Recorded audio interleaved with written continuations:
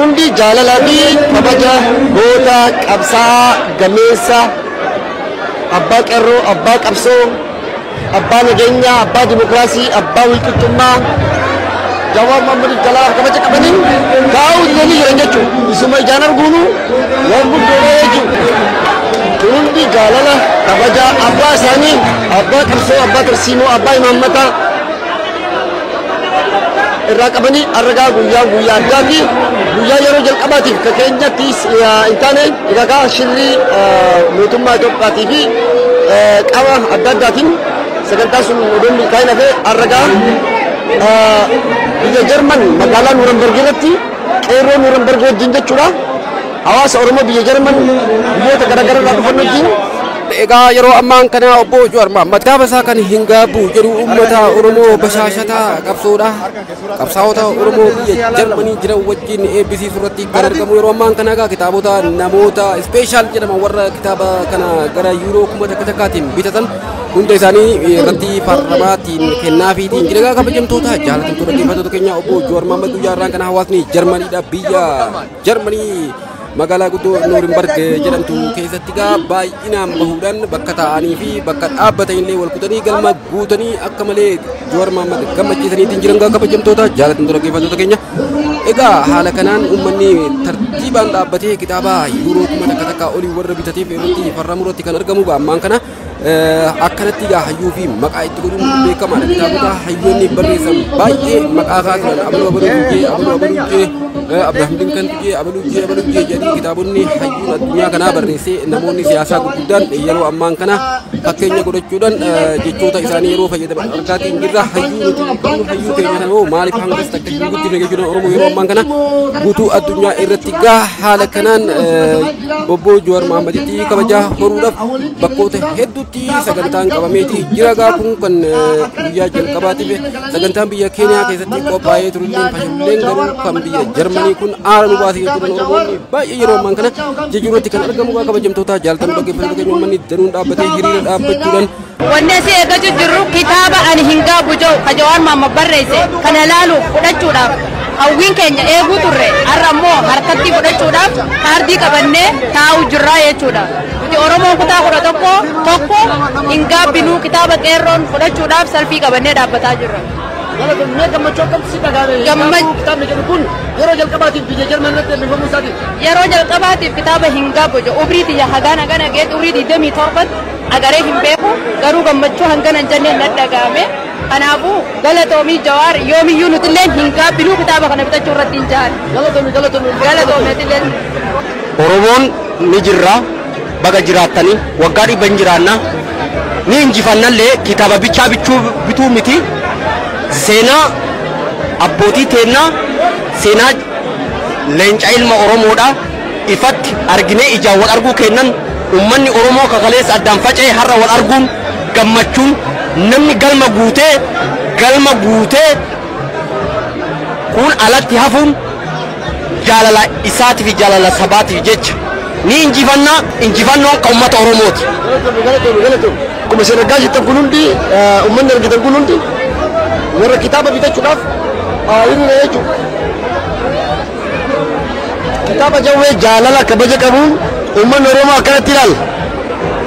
Hiriiree bitachaa obboleessi keenya Ahmad Cululleetillee yeroo ammaan kana obbo Jawaar Mohammad irratti farramuu qaba jechuudha. Yuuroo 1,000 baasuudhaan akkasitti kitaaba bitatee yeroo inni irratti farramsiifataa jirudha. Gaa kabajamtoota jaallatamtoota dhaggeeffattoota keenya namoonni baay'een obbo Jawaar Mohammad irratti farramuu qaba jechuudhaan yuuroo 1,000 kitaaba seenaa Oromoo keessatti takka namni hangan takka maallaqa gana gahu kanaan kitaaba bitee hin beeku.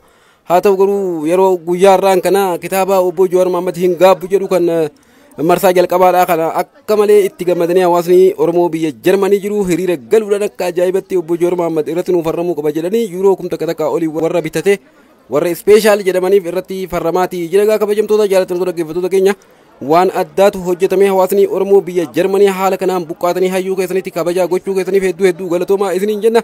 Kuni waan hedduu nama boonsuu waan baay'ee namatti toluudha hedduu isinitti boonneetii jirra hedduu isiniif gammannee jirra nutillee baay'ee nu gammachiiftanii hedduu galatoomaa isiniin jenna. Ammas turtiin waliin taasisaa isiniin jenna.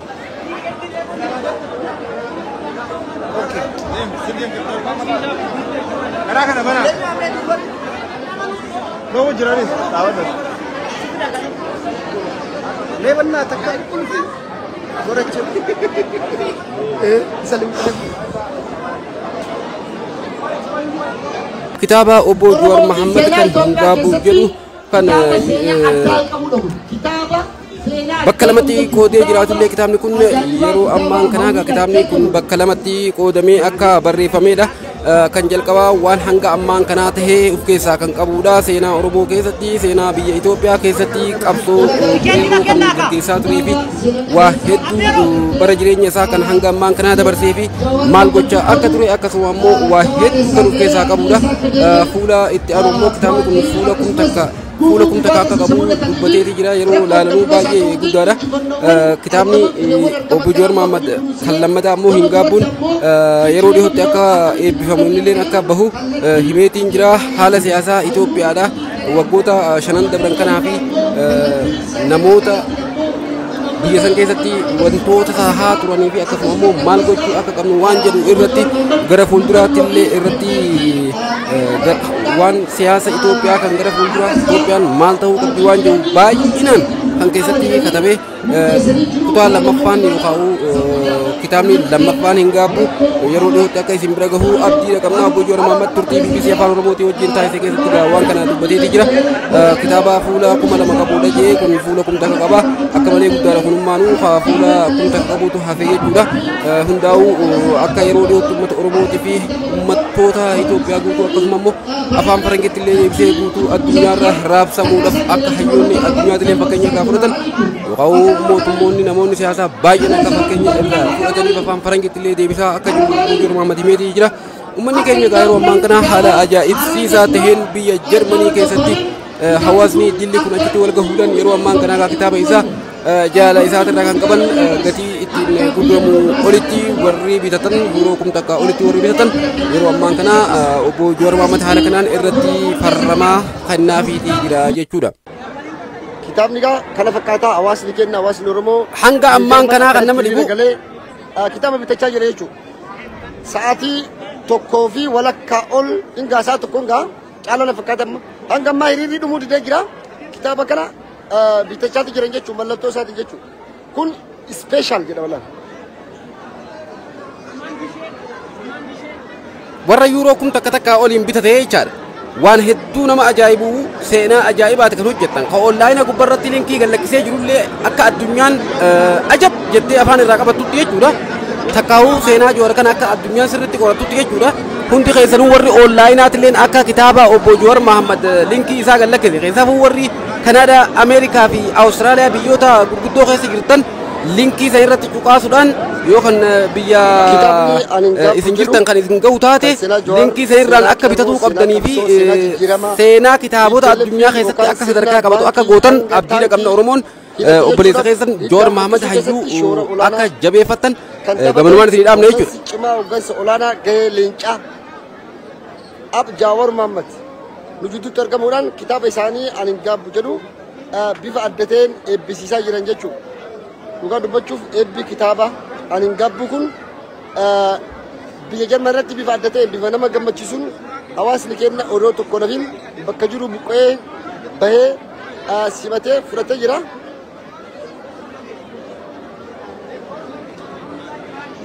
Harkinu dhukkubee bara osoo mallatteessu Jawaar Mohaammed osoo mallatteessu harkinu dhukkubee jira. Waa kitaaba taphaa irratti mallatteessaa jiru hedduu dheeraadha wallaahi.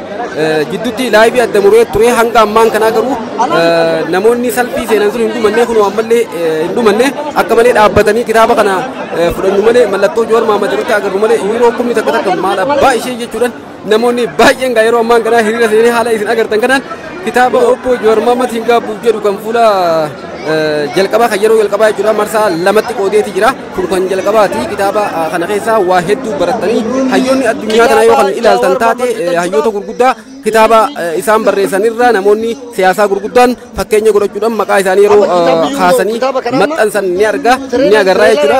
Kan Jawaar Mohaammed kanallee akka addunyaatti akka beekamu Oromoon bira dhaabbattee akka gootu abdii guddaadha qabna.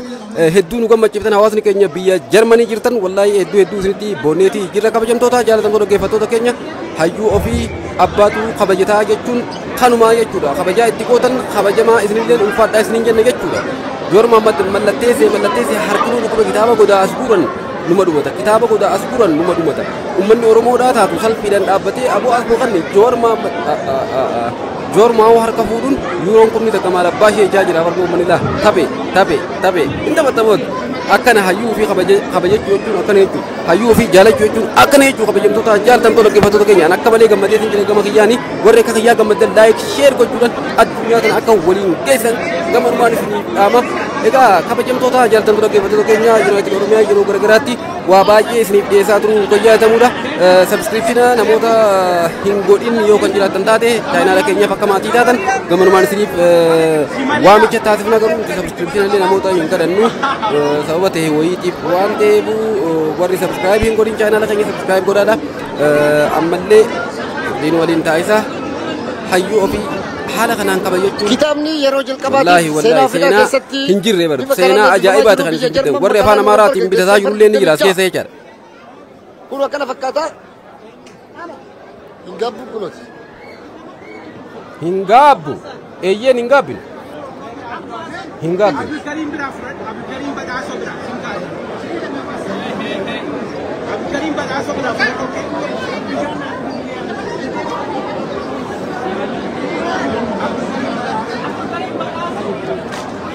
Jor Muhammad harka dhukkubsan barbo osuma farramsisan harka dhukkubsan higa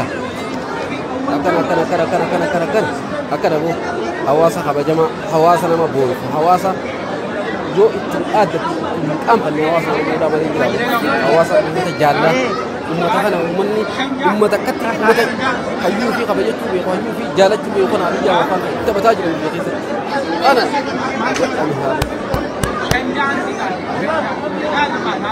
sila ummata kana kabajaan akka addunyaatti godhamuu fi qabdi sadarkaan isaanii akka addunyaatti godhamte kabajaan isaanii waliin deemuu qabdi har'a ummata kana isaan ummata akka fedhanitti godhuu ummata kana gubbaadha akka godhatan warri biyya bulchu ummata silaa kabajamuudhaan malee ummata miskiina ummata Oromoodha ummata jaalala ummata hayyuu fi kabajachuu beeku ummata nama isaaf hojjeteef maalummaa nama sanii beeku ummata galata namaa galchuu beeku ummata Oromoo jechuun ummata taphaatiin dhugaa dubbachuu ummata xiiqiin dammarrame yoo tijjee hayyuu fi akkatti kabajatan illee beeku hayyuu qofa osoo hin ta'in eenyummaa ofii Oromummaa maal akka taate ummata addunyaa tanatti agarsiisa jechuun uummanni Oromoo jechuun ummata boonaa haqa namaan tuune haqa fi falmatu ummata dhugaa qabu ummata kabajamaa kana ummanni obbodiyoon jettan tun halkanii guyyaa waggoota meeqa numa boochifti zalaalam dhiiga isaaniitiin aangootti dhufanii guyyaa tokko gammachiisanii kabajanii galatallee galchanii fi hin beekan jechuudha. Ummata kana ummanni Abiyyi Ahmad irra dhataanii taphataa jiran. Ummata jaalalaa ummata kanaa kana jechuudha. Ummata kabajaa hayyuu ofitti gochuudhaaf jecha yuuroo kun takka takkaan kitaaba seenaa addunyaa keessatti akka bitamee hin beekne haala kanaan. Dhiiga haala kanaan kitaaba bitamee hin beekne ni agartaa mi kunu akkatti kabajaatti godhachaa jiranii jechuudha. Kanaafuu ummanni Oromoodhaa hedduu galatoomaa keessattuu hawaasni Oromoo Noorenbergii fi naannoo san jirtan keessummoonni biyyoota garaagaraa irraa bakkoota Jarmanii hawaasni Oromoo biyya Jarmanii Noorenberg magaalaa Noorenberg jiraattan fi akkasuma bakkoota ollaa biyyoota sanii irraa bakka hedduu irraa dhuftan keessummoonni biyya biraa qaxxaamuruudhaan kitaaba kana eebbisuudhaaf achitti argamtanillee baay'eetu jira hundi keessanuu hedduu galatoomaa hayyuu keessanitti haala kanaan kabajaa gochuun keessan hedduu waan nama boonsu waan mootummaa warra gartee Keeniyaatti gartee sagantaa kana jalaa fashalsellee garaa gubu waan hedduu namatti tolaati baay'ee itti booneetiin jira baay'ee itti gammadeetiin jira ani waan hin jiru wallaahi dhugaa rabbi hedduu galatooma uummata Oromoo. Sagantaa itti aanutti ceena waan ta'eef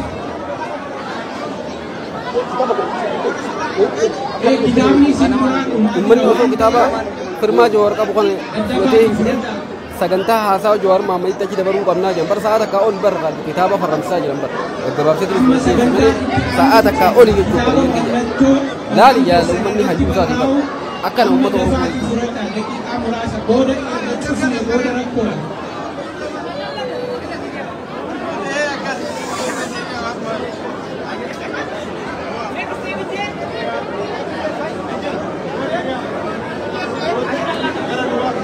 ummata Firaanii baay'ee jiranii kabajamtoota jaallatamtoota dhaggeeffattoota keenya haasaa obbo Jawaar Mahammad Bojor Muhammad jidduutti hawaasa Oromoo biyya Jarmanii hawaasa jaalaa kanaaf taasisullee jala gootiin takka takkaan bareechee isiniif dhiyeessa.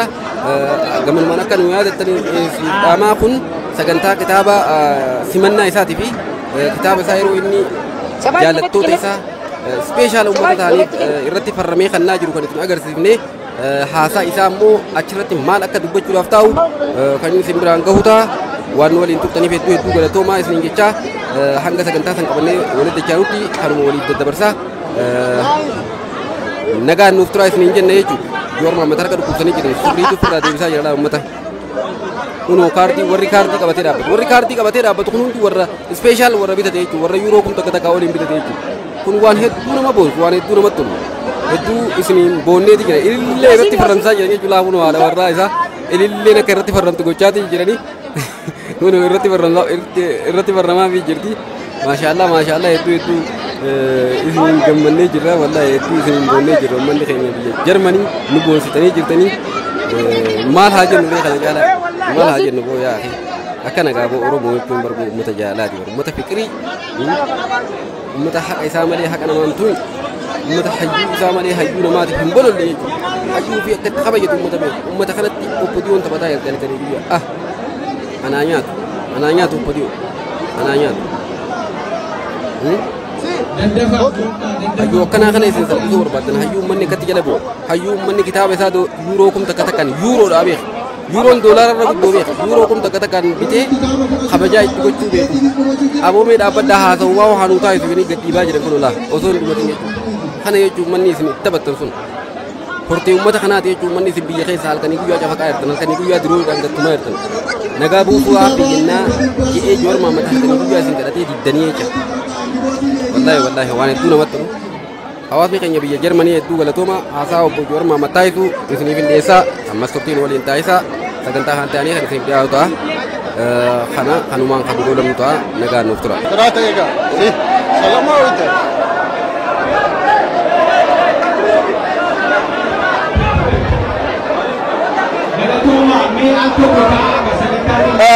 Uummanni ta'a egaa kun hundi jaalala kabaja jaawariif qabanii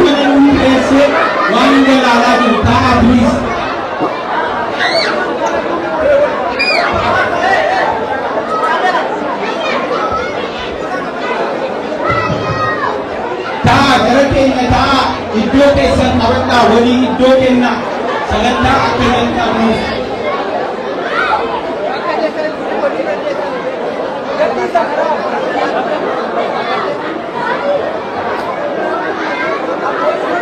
egaa uummanni keenya akkanatti bahee bakka jiru buqqa'ee isa simachaa jira. Enግዲህ ዛሬ ቀኑ የተለየ ቀን ነው። አልጸጸትም የሚል መጽሐፍ የሚመረቅበት እምብርት ወይም ደግሞ በመካከለኛው አውሮፓ በጀርመን በኑረምበርግ ከተማ እየተመረቀ ነው። እንግዲህ የትግሉ አባት ወጥቶ የቄሮ ወጣቶች የኦሮሞ ማህበረሰብም እንደዚህ የተለያዩ ሰዎች እንግዲህ ለሱ ያለውን ክብር ፍቅር እና ዝናውን ሲገልጹ እንደዚህ ነው።